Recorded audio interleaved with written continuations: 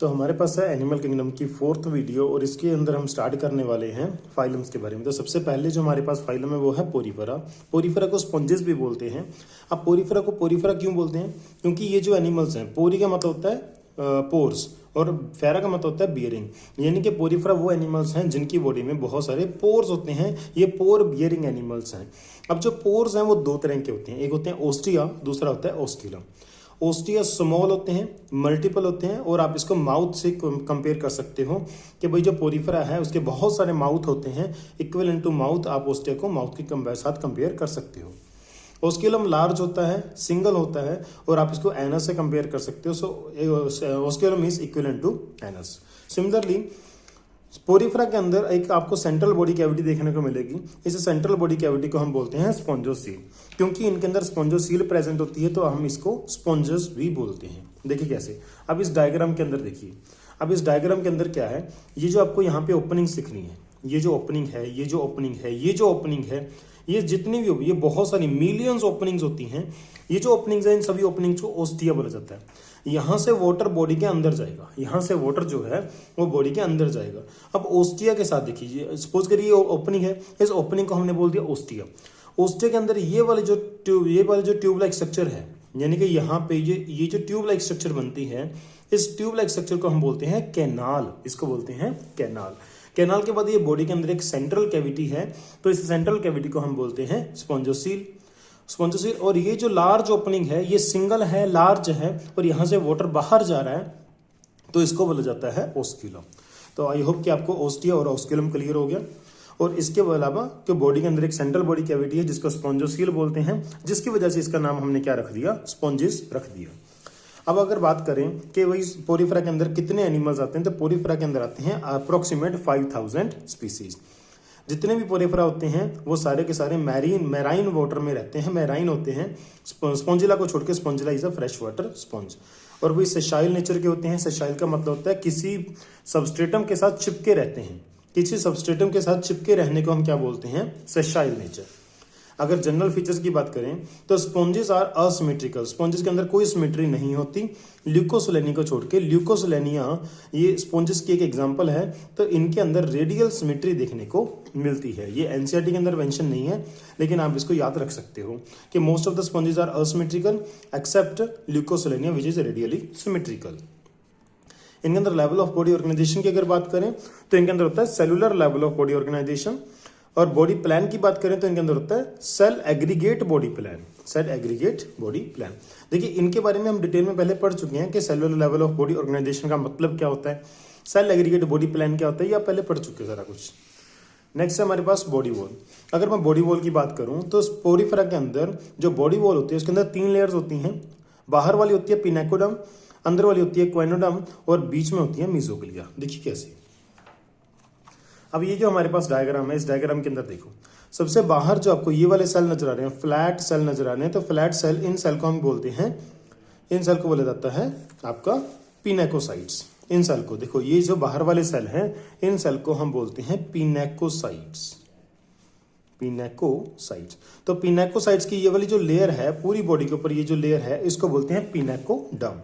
तो अंदर ये जो फ्लैजिलेटेड सेल आपको दिख रहे हैं ना, जो स्पॉन्जोसील की लाइनिंग करते हैं और जो कैनाल की लाइनिंग करते हैं, ये जो कैनाल है इस कैनाल की लाइनिंग करते हैं और जो स्पॉन्जोसील की लाइनिंग करते हैं, ये जो आपको फ्लैजिलेटेड सेल दिख रहे हैं इनको बोलते हैं कोएनोसाइट्स। इनको क्या बोलते हैं, इनको बोलते हैं कोएनोसाइट्स। कोएनोसाइट्स, तो भाई अंदर वाली जो लेयर है वो कोएनोसाइट्स की लेयर है, तो आप इसको बोलते हो कोएनोडर्म। आप इसको बोलते हो कोएनोडर्म। बाहर वाले को बोलते हो पिनेकोसाइट्स, तो पिनेकोडर्म। और बीच में यहाँ पे जो लेयर है ये एक जेली लाइक लेयर है जो कि जेलेटिन की बनी होती है और इसको हम बोलते हैं मिजोग्लिया। इसको हम बोलते हैं मिजोग्लिया लेयर। इसके बाद हम देखते हैं जी कैनाल सिस्टम। कैनाल सिस्टम का मतलब क्या होता है कि वाटर जो है वो ओस्टिया में से बॉडी के अंदर आएगा, फिर वो कैनाल में जाएगा, कैनाल से स्पॉन्जोसील में जाएगा और स्पॉन्जोसील से वो ओस्क्यूलम में चला जाएगा। तो वाटर की ये जो ट्रांसपोर्टेशन है, ये जो पाथवे है वाटर का, ओस्टिया से अंदर आना, फिर कैनाल में जाना, फिर स्पॉन्जोसील में जाना, स्पॉन्जोसील से ओस्क्यूलम के थ्रू बॉडी से बाहर चले जाना, इस पाथवे ऑफ वाटर को हम बोलते हैं कैनाल सिस्टम। तो कैनाल सिस्टम को आप यहाँ से डायग्राम से समझ सकते हो। देखिए यहाँ पे आपको ओस्टिया दिखा दिया, ये ओपनिंग जो है ओस्टिया है, ये जो बॉडी वॉल है, बॉडी वॉल के बीच में ये जो ट्यूब लाइक स्ट्रक्चर बनती है, इसको हम बोलते हैं कैनाल, और ये है स्पॉन्जोसील, ये है ओस्क्यूलम। तो वाटर जो है वो ओस्टिया से होते हुए कैनाल में जाएगा, कैनाल से होते हुए स्पॉन्जोसील में जाएगा, और स्पॉन्जोसील से होते हुए ये ओस्क्यूलम को क्रॉस करते हुए बॉडी से बाहर चला जाएगा। तो वाटर का ऐसे आना और चले जाना, वाटर का ऐसे आना और चले जाना, आना और चले जाना। तो इस पाथवे ऑफ वाटर को हम क्या बोलते हैं? Water canal system. ये वाटर कैनाल सिस्टम जो आप देख रहे हो यहाँ पे, इसको हम बोलते हैं एस्कॉन टाइप, इसको हम बोलते हैं एस्कॉन टाइप। इससे थोड़ा सा कॉम्प्लेक्स होता है साइकोन टाइप, और थोड़ा सा और ज्यादा कॉम्प्लेक्स होता है ल्यूकॉन टाइप कैनाल सिस्टम। तो नेक्स्ट है हमारे पास फंक्शंस ऑफ कैनाल सिस्टम। तो अब कैनाल सिस्टम देखिए, वाटर जब बॉडी में आएगा तो क्या लेके आएगा? फूड लेके आएगा, ऑक्सीजन लेके आएगा। और जब वाटर जाएगा तो क्या लेके जाएगा? वेस्ट लेके जाएगा और कार्बन डाइऑक्साइड गैस लेके जाएगा। और इसके अलावा जो वाटर है, वाटर कैनाल सिस्टम है, वो क्या करवाता है? वो स्पर्म्स को ट्रांसपोर्ट करता है एक स्पॉन्ज से दूसरी स्पॉन्ज तक। यानी कि एक स्पॉन्ज स्पर्म बनाएगी तो वाटर के साथ बॉडी से बाहर चले जाएंगे, उसके बाद वही वाटर जब दूसरी स्पॉन्ज में जाएगा तो ये स्पर्म दूसरी स्पॉन्ज के अंदर चले जाएंगे, और उस स्पॉन्ज के अंदर क्या होगी? Internal fertilisation. ओके, याद रखना, स्पॉन्जेस के अंदर इंटरनल फर्टिलाइजेशन होती है। नेक्स्ट बेटा, स्पॉन्जेस जहाँ हैं वो फिल्टर फीडर्स होते हैं। फिल्टर फीडर्स का मतलब क्या है? अब देखिए, जो मैंने आपको इस डायग्राम के अंदर बताया कि ये फ्लैजिलेटेड सेल है। ये फ्लैजिलेटेड सेल अगर हम इसको जूम इन करें तो ये कैसे दिखते हैं? ये कुछ ऐसे दिखते हैं। ठीक है, तो ये जो हमारा सेल है इसको हम बोलते हैं क्वेनोसाइट। क्वेनोसाइट का ये जो रिंग आपको नजर आ रहा है, ये रिंग नजर आ रहा है, इस रिंग को हम बोलते हैं कोलर। क्या बोलते हैं? कोलर। तो इस क्वेनोसाइट के कोलर पे माइक्रोविलाई होते हैं। क्या होते हैं? यहाँ पे माइक्रोविलाई होते हैं। माइक्रोविलाई का एक रिंग बना होता है। कोएनोसाइट के कोलर रीजन पे माइक्रोविलाई का एक रिंग बना होता है। इस रिंग ऑफ माइक्रोविलाई की वजह से कोएनोसाइट्स को कोलर सेल भी बोलते हैं। अब देखिए, यहाँ पे बहुत सारे कोलर सेल है। देखो यहाँ पे इस कैनाल के अंदर बहुत सारे कोलर सेल हैं, और स्पॉन्जोसील की लाइनिंग भी करने वाले बहुत सारे कोएनोसाइट्स हैं। जब यहाँ से वाटर पास करेगा तो वाटर इन माइक्रोविलाई के बीच में से पास करेगा, बीच में से पास करेगा।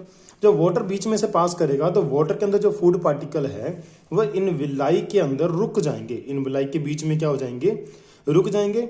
जब फूड पार्टिकल इन विलाई के बीच में ट्रैप हो जाएगा, वाटर आगे निकल जाएगा, तो हम बोलते हैं कि इन विलाई ने वाटर को फिल्टर कर दिया। क्योंकि इन विलाई ने वाटर को फिल्टर कर दिया और फूड पार्टिकल्स को ट्रैप कर लिया। इसके बाद फूड पार्टिकल की होगी एंडोसाइटोसिस, और फूड पार्टिकल अंदर चला जाएगा, और अंदर जाने के बाद फूड पार्टिकल की होगी इंट्रासेल्युलर डाइजेशन। इंट्रासेल्युलर डाइजेशन, क्योंकि वाटर में से विलाई ने फूड को ट्रैप कर लिया। पहले वाटर को फिल्टर किया, फिल्टर करके फूड को ट्रैप किया, तो इसके लिए हम इनको बोलते हैं, हम स्पॉन्जेस को बोलते हैं फिल्टर फीडर्स। Filter feeders. तो स्पॉन्जेस को फिल्टर फीडर्स बोला जाता है। डाइजेशन कौन सी होती है? डाइजेशन सेल के अंदर होती है, उसको बोलते हैं इंटरसेलुलर डाइजेशन, और इनके अंदर एंडोस्केलेटन प्रेजेंट होता है। अब एंडोस्केलेटन कैसे प्रेजेंट होता है भाई? इनके अंदर स्पॉन्जिन फाइबर्स होती हैं, कैलकेरियस स्पिक्यूल्स होते हैं, सिलिशियस स्पिक्यूल्स होते हैं। जो मैंने आपको यहाँ पे मीजोडर्म बताई थी, इस मीजोडर्म के अंदर स्पॉन्जिन फाइबर्स होती हैं, कैलकेरियस स्पिक्यूल्स होते हैं, सिलिशियस स्पिक्यूल होते हैं। सिलिशियस स्पिक्यूल सिलिका के बने होते हैं, कैलकेरियस स्पिक्यूल कैल्शियम कार्बोनेट से बनते हैं, स्पॉन्जिन फाइबर से बनती है, यानी कि प्रोटीन से बनती है। नेक्स्ट अगर हम बात करें रिप्रोडक्शन की, तो भाई जो हमारे पोरीफेरा होते हैं, पोरीफेरा के अंदर एसेक्सुअल और सेक्सुअल दोनों रिप्रोडक्शन होती हैं। एसेक्सुअल होती है फ्रेगमेंटेशन और जेम्यूल फॉर्मेशन से। जेम्यूल फॉर्मेशन को इंटरनल बडिंग भी बोला जाता है। तो अगर मैं यहाँ पे जेम्यूल फॉर्मेशन आपको बताऊंगा तो ये लेक्चर काफ़ी लंबा हो जाएगा, तो जेम्यूल फॉर्मेशन मैं आपको नेक्स्ट वीडियो के अंदर एक बता दूंगा। ठीक है, तो यहाँ पे एसेक्सुअल रिप्रोडक्शन होती है बाय फ्रेगमेंटेशन और जेम्यूल फॉर्मेशन से, जिसको इंटरनल बडिंग भी बोलते हैं। और इसके अलावा सेक्सुअल रिप्रोडक्शन गैमीट फॉर्मेशन से होती है। इनके अंदर जब देखिए सेक्सुअल रिप्रोडक्शन होगी तो ऑब्वियस है कि फर्टिलाइजेशन होगी। फर्टिलाइजेशन मैंने आपको पहले बता दिया कि फर्टिलाइजेशन इंटरनल होती है, बॉडी के अंदर होती है। तो डेवलपमेंट भी होगा, और डेवलपमेंट कैसे होगा? Indirect development. अगर इनडायरेक्ट डेवलपमेंट हो तो लार्वा फॉर्मेशन होगा। तो लार्वा कौन कौन सा बनता है? साइकोन एक स्पॉन्ज का नाम है, उसके अंदर एम्फीब्लास्टुला लार्वा बनता है। ओके, ये फ्री स्विमिंग लार्वा होता है, फ्री स्विमिंग एम्फीब्लास्टुला लार्वा होता है। ऐसे ल्यूकोसलेनिया जो कि रेडियली सिमेट्रिकल, एक्सेप्शन किस था? रेडियली सिमेट्रिकल स्पॉन्ज होती है, इसके अंदर भी पैरेन्काइमुला लार्वा बनता है। तो डेवलपमेंट कौन सी है? इनडायरेक्ट। इनडायरेक्ट डेवलपमेंट का मतलब होता है लार्वा की फॉर्मेशन होती है। ओके, और बेटा अब आपको मैं पहले बता चुका हूँ कि स्पॉन्जोसील और जो कैनाल होती है, स्पॉन्जोसील कैसे, ये बॉडी के अंदर लार्ज सेंट्रल कैविटी है स्पॉन्जोसील, और देखो जहाँ ओस्टिया है, ओस्टिया के आगे यहाँ पे एक ट्यूब लाइक स्ट्रक्चर बनता है, इसको हम बोलते हैं कैनाल। तो कैनाल और स्पॉन्जोसील जो है उसकी लाइनिंग कौन करता है? उसकी लाइनिंग करते हैं कोइनोसाइट्स या फिर कोलर सेल्स। ओके, ये कोलर सेल और कोइनोसाइट्स क्या है? ये स्पॉन्जेस के कैरेक्टरिस्टिक सेल हैं। कैरेक्टरिस्टिक सेल का मतलब क्या होता है? ऐसे सेल जो किसी और के अंदर नहीं मिलते, सिर्फ पोरीफेरा में, सिर्फ स्पॉन्जेस में मिलते हैं, तो हम इन सेल को बोलेंगे कैरेक्टरिस्टिक सेल। तो कैरेक्टरिस्टिक सेल, कोलर सेल या कोइनोसाइट्स, ये कैनाल्स की और स्पॉन्जोसील की लाइनिंग करते हैं। लाइनिंग का मतलब होता है अंदर वाली सरफेस फॉर्मेशन, इनर सरफेस बनाना, इनर सरफेस बनाना। तो देखो यहाँ पे स्पॉन्जोसील की इनर सरफेस कौन बना रहे हैं? कोइनोसाइट्स। कैनाल्स की इनर सरफेस कौन बना रहे हैं? कोइनोसाइट्स। तो कोइनोसाइट्स या कोलर सेल्स स्पॉन्जोसील और कैनाल्स की लाइनिंग करते हैं, इनर सरफेस बनाते हैं। एग्जाम्पल क्या है? एग्जाम्पल सिर्फ आपको एनसीईआरटी वाली याद रखनी है, एग्जाम में, नीट एग्जाम में इससे बाहर नहीं पूछा जाएगा आपसे। साइकोन को स्काइफा भी बोलते हैं, स्पॉन्जिला को फ्रेश वाटर स्पंज बोलते हैं, यू स्पंजा को बाथ स्पंज बोलते हैं। So this was all about the Porifera. तो आप इस वीडियो को रिवाइज करके देखें, आपको अच्छे से याद हो जाएगा। इससे बाहर आपको पोरीफेरा से क्वेश्चन नहीं पूछा जाएगा। Thank you, have a nice day. मिलते हैं नेक्स्ट वीडियो के अंदर। Hope you will do best.